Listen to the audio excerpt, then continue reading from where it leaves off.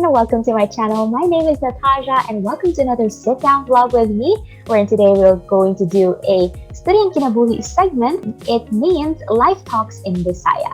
Alright, so last week I asked you guys to ask me questions, anything under the sun. So today we're going to answer those questions. Let's get it on. During the elections, a lot of people have been fighting over different things, be it over beliefs, fake news, or credibility. How can we actually do these while still being holy? Alright, first question pala, very controversial na in itself. But that's what actually I've been reflecting for a few weeks now. We can actually do our part and still be holy by one thing is that we can still adhere to the truth. As I scroll through the social media, I still see a lot of fake news circulating around my feed, and what I actually do is I try to message the person who shared the certain post, the certain fake news post, and I tell them that this source of information might be invalid or not credible because of the certain reasons, and I tell them tips on how to spot fake news from true news so that the same things cannot happen already again in the future. But you know what, guys, it's very easy to say and call out people that, hey, you're sharing fake news and whatsoever. But what actually is more challenging nowadays is doing the truthful things. Sometimes it's important to pause and reflect for us to actually see what we're doing.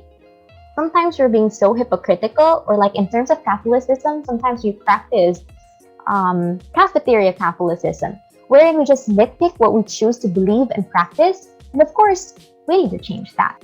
We must be the change that we want to see in this world. It's very hard to forgive people, most especially to those who have wronged you or betrayed you. How do you usually go about this?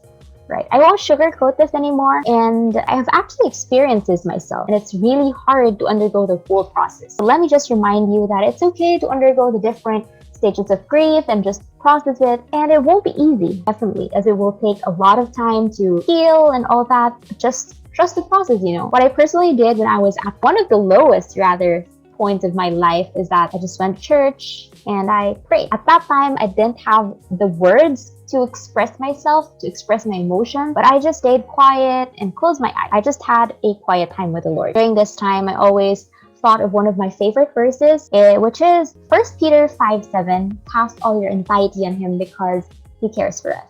This is how we practice mercy, wherein we get to show our compassionate love beyond the demand of justice. Deep, but it just means that we might be very hurt, and forgiving them might just seem like we're not giving justice to both parties. But I feel like as we forgive, we don't just do it for them, but we do it for ourselves too.